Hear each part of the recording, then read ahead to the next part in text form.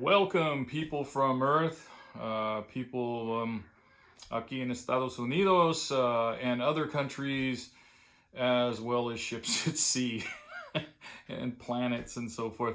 It's your old pal Jaime, the shut-in cartoonist musician. Not so shut in, but I'm keeping myself in right now because of, now we got the Delta variant going. Now, those of you from Sacramento from a certain age group will know the Captain Delta variant.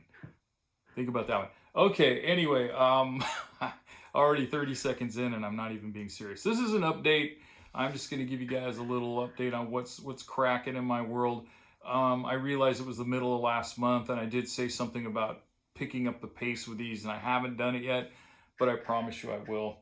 Right now I'm working on, I'm inking. I don't know if you can see anything back there. Here, I'll just give you a quick, oops, I'm dropping stuff on the floor. I'm inking a 9-pager in about Carlos Santana and when I owned a record shop and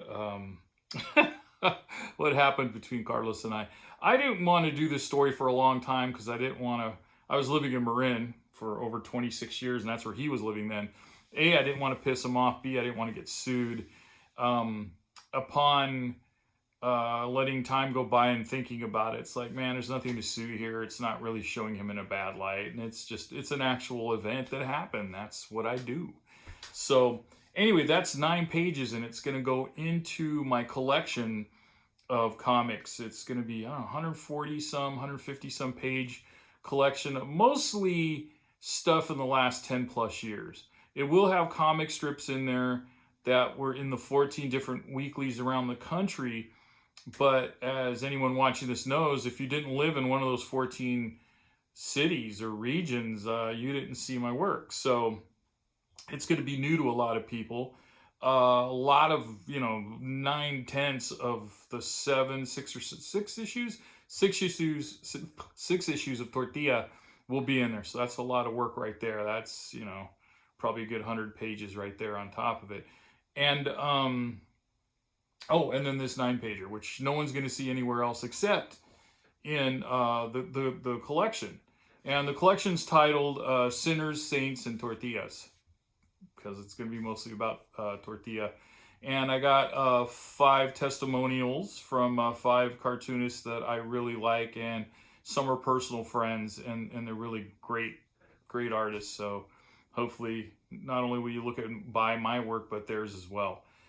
So that's going to be coming out who knows when. Maybe by the end of the year. I was trying to get it by the end of the summer, but other stuff came up and I realized there were certain things that weren't worked out yet. So not just on my end, but on slave labor's end. So we've got all that going. So that's coming up next. That's what I'm working on now.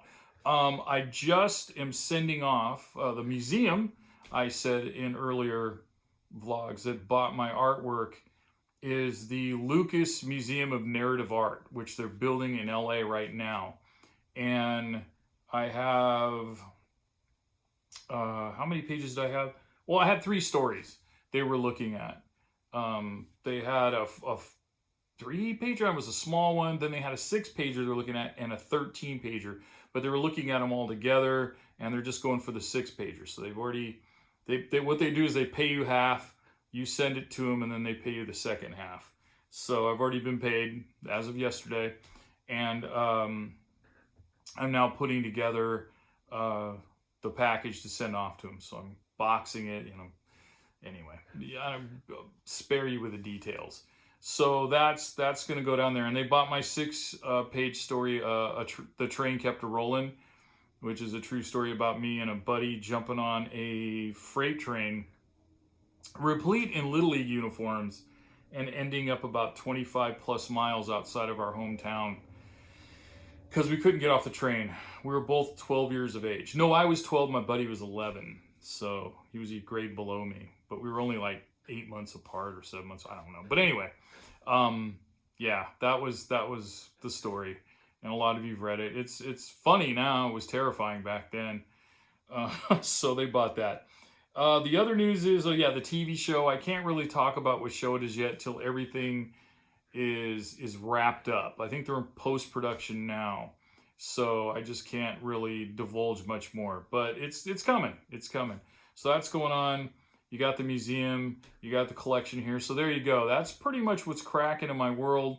Then there's the graphic novel too that's coming up.